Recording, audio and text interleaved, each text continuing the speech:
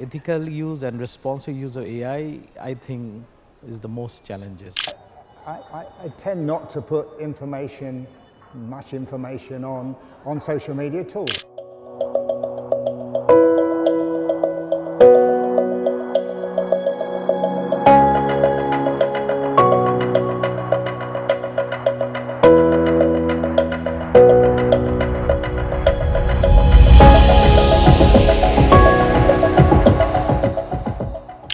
Assalamu alaikum.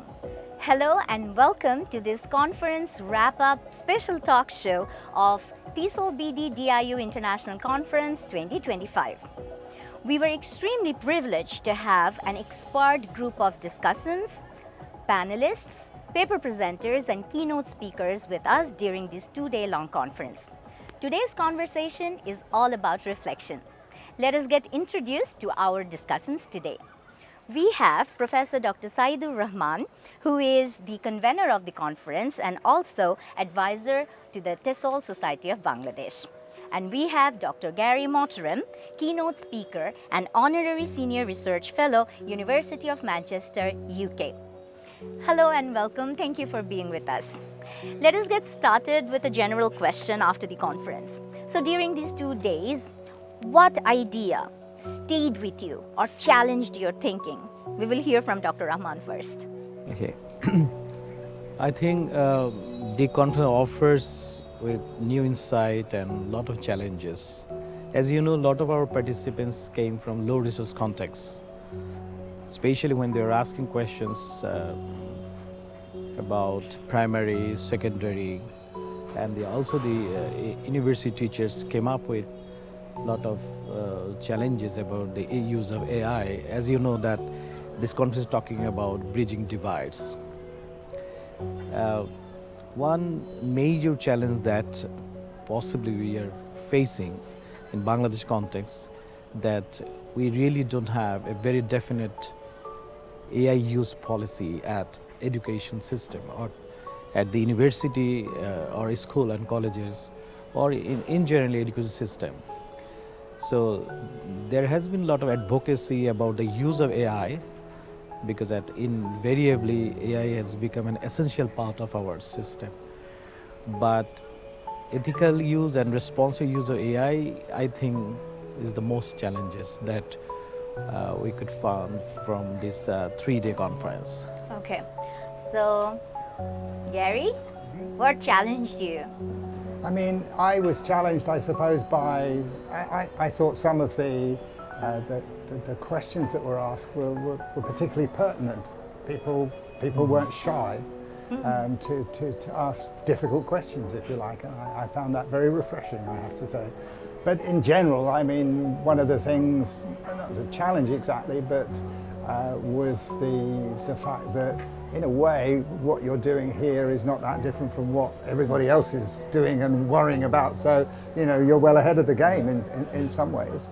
I was particularly interested in the discussion yesterday about decolonization. Oh, Professor Mashrooq Shahid's absolutely. plenary. I thought that was fantastic, and I think, you know, I've been, because we've got a panel a bit later where one of the questions I'm being asked is about that kind of idea.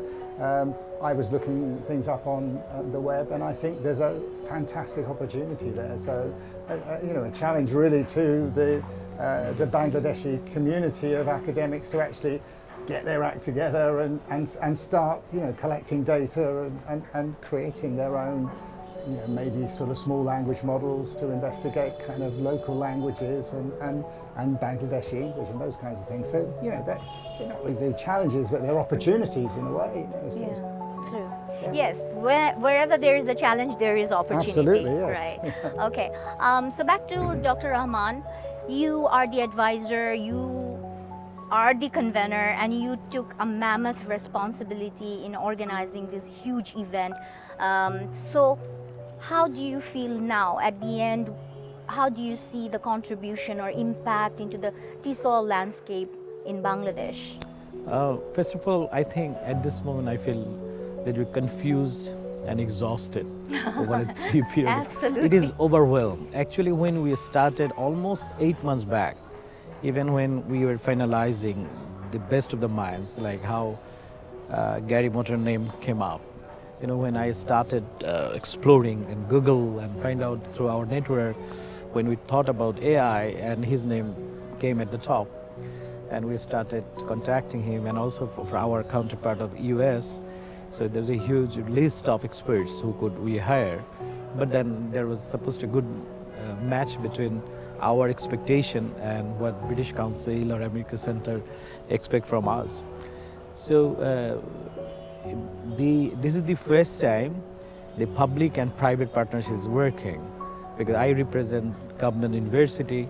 Mostly we are university teachers leading this platform, and also we do have private university, but this is the first time we took it as a challenge to reach out 35 kilometers away from Dhaka.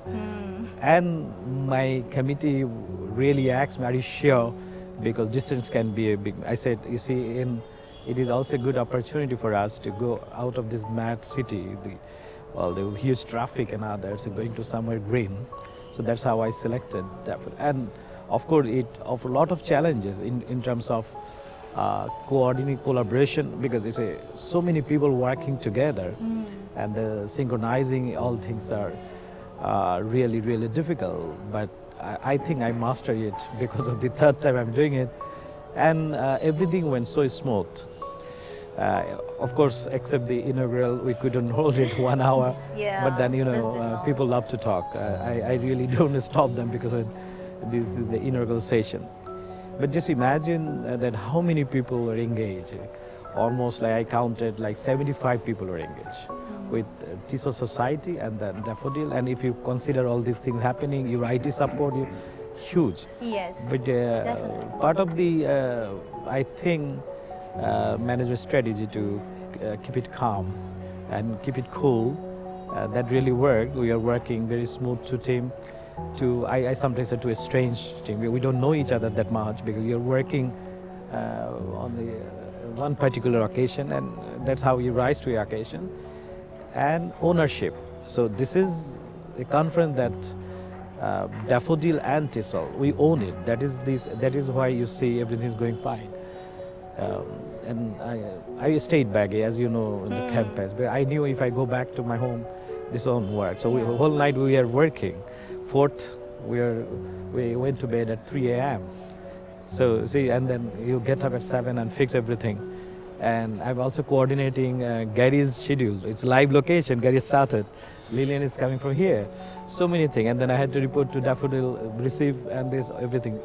I am extremely happy the way it went, because if you want to reflect back, apart from all little bit of cliches that happens, but the major takeaway is what we learned. Huge, unbelievable experts, Global South and North. Gary is appreciating one session of a professor of Jangina University, my colleague, who I approached personally. You have to. He's from literature. I told him, no, you. I know you very well. You'll do very good. You do it. You will find a lot of experts today is coming. They all are from literature. Professor Shamsa Murtaza, you'll have Professor Sabia Haq, Raihan, and all actually from literature. So when I designed the plenary sessions, I made sure not only TESOL, I'll be inviting literature teachers as well. And because AI is, everyone can talk about AI, use of AI in literature also. We had Professor Azhar. Yes, from Azhar from City computer University of New York. background. Yes. So we also, Professor Azhar is from robotics and computer. We invited Professor Ahmed Kabir from ICT or Dhaka University, Professor Musaddegh, who did his PhD on AI.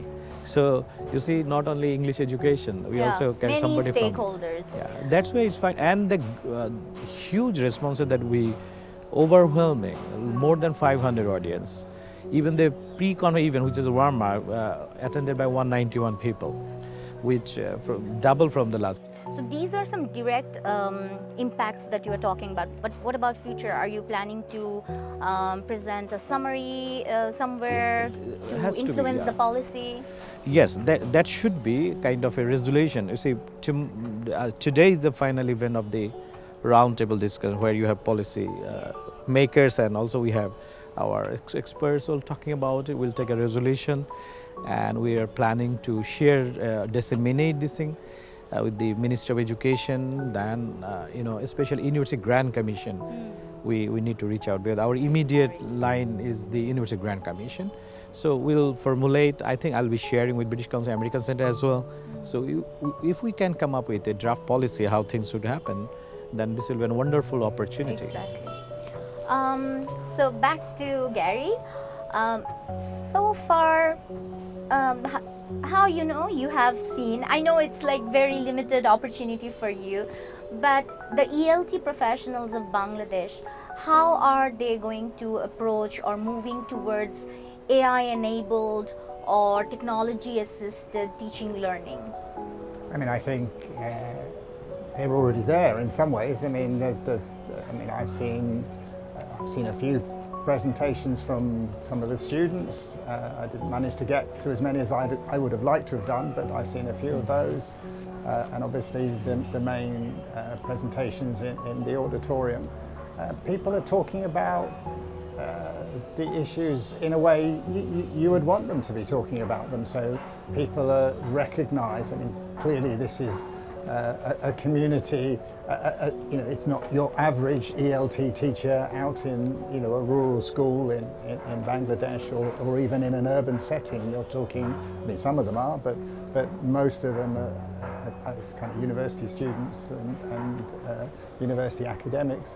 But still, the conversation is what you would hope. I mean, it's interesting to hear what Lillian Mina was saying this morning. She was talking about things that academics and ELT practitioners are talking about at the conference. So there's not a big dividing line, I don't think so. I think you're well on the ball, really.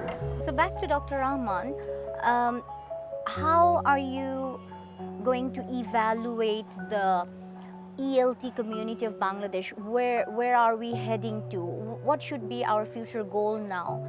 Specifically taking into account the conference theme, the digital divides and AI coming in. I think the particular conference is a great example how you can put all the people under one platform and discuss about all these issues.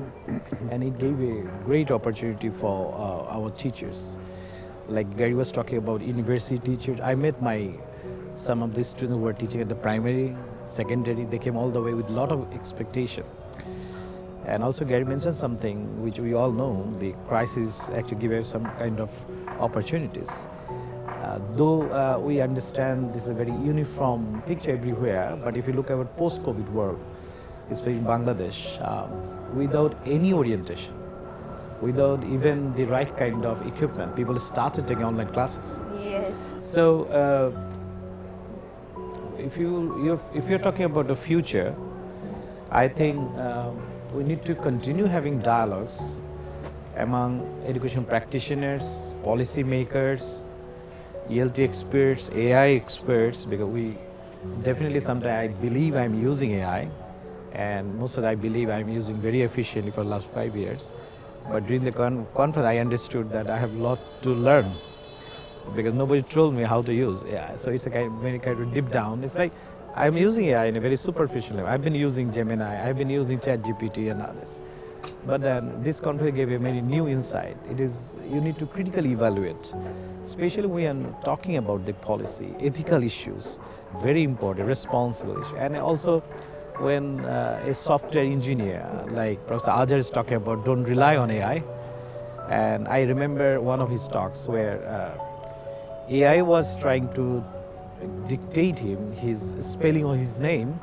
He tried to correct it and he said that this is my passport, this is the way I write, but AI wrote it in a different way and he couldn't fix it. And he was very annoyed about it, that he changed my name. So he kept on telling us about it, especially the privacy. He's very worried about privacy. He takes about, you're using Facebook, you don't know how much data you're giving to the third party. So that's why he doesn't have that. He kept on telling us, don't use Facebook, don't use Instagram.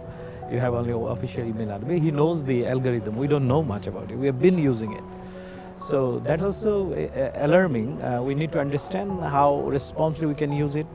And the entire world is worried about data protections, I'm sure. privacy and others a serious concern, and there is no control. It is beyond our own control, I believe. I would like to share my mother-in-law's story because she watches this AI-generated videos and images, and she right away trusts them, and she refers back to them to me. Did you see this is happening? And I have to convince her, no, this is false. So Dr. Gary, we have talked so much about AI, but how can we make it human-centered, the teaching learning situation? What will be your suggestion to the teachers first? About in terms of issues to do with data and your mother-in-law for that matter. I mean, we need to be aware of that. We need to tell people need to be educated about the dangers, if you like. I mean, you know, my sort of family and friends are probably bored of me talking about the fact that I don't shop at Amazon, for example. Oh, wow. I don't, you know, I don't go to Starbucks and these kinds of things. I mean, there are small initiatives that you can make. So I have my own blog, and I don't use it very much, but I tend not to put much information on social media tools. I use local tools. I know tools like WhatsApp collect your data as well, but at least you have some kind of control over what's happening. And I think it's a matter of making sure that people understand that. So it is an educational process, and those dialogues that people were talking about at the conference, in many ways, the fact that, you know, we have to, again, what Lillian Meehan was talking about in her presentation about, you know, not just starting, but having the kind of dialogues that enable people to be involved in that process. So you're not being controlled by a bunch of tech bros in the US. You're actually making initiatives. So that initiative I mentioned before, maybe sort of beginning to set up your own databases and working in that kind of way. It's not difficult to do that. And you know, as I might mention this afternoon, I mean, there are ways that you can get AI in a way to help you defeat AI in a sense. But it's there. We can't ignore it, but at the same time, yeah, we have to take measures to make sure that we try and use it with people at the centre of the process. Whether that's feasible and possible or not, I'm not so sure. But let's keep trying. We talked about global north, global south, but can you think of any global trend that Bangladesh should adopt right now, or is it feasible? I mean, I don't think you should look at it in that kind of way. I don't think you should be adopting trends from the global north. You have to develop policy for yourselves. I mean, obviously, you're looking at what's happening elsewhere in the world. Maybe the more exciting things are happening in South Africa, or maybe they're more relevant to your context, or the work that's happening in Nigeria, for example. I think we have this rose-tinted perspective on maybe what happens elsewhere in the world. I mean, look in your own backyard and think about issues along those lines. So just to wrap up now with a little quick fire round, one word answer: AI, teaching tool, friend or foe? I mean, I would describe it as a tool. Okay, what about you? Tool. Tool, okay. Next one will be a bit difficult. What is one ELT myth that you wish would disappear? ELT myth, but probably the same sort of thing, that things that come from the north are better than things that come from the south. That's a good one. I think the myth is teacher knows everything. So in a classroom, sir, you're supposed to know everything. I say it's a myth. I learned so much from my students. Yeah. I'm not But students nowadays, I think they are more, accustomed now. Yeah, they know that we don't know all. Last question to Dr. Gary. What is one book that you would feel very strongly that every English language teacher should read? Academic or non-academic, doesn't matter. I don't think that there's one book, and I can't give a one-answer question to that. I mean, some of the people that influenced me are people like Mike Levy, for example. He had a very interesting book, and he talked about the distinction between tutor and tool in language teaching. And then to balance it, Carol Chappell is a very influential person in the field of computer-assisted language learning and has written many articles and books that I would recommend people have a look at. Wow, okay, thank you for the suggestion. I hope our teachers will pick that up. It was really nice talking to you, got some new insights as well, and it was nice to recap the conference with you together.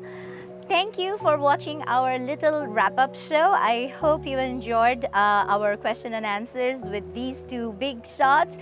Professor Dr. Sayeedur Rahman from TESOL Society of Bangladesh and the convener of the conference, and Dr. Gary Motteram. Thank you. Stay with Campus TV.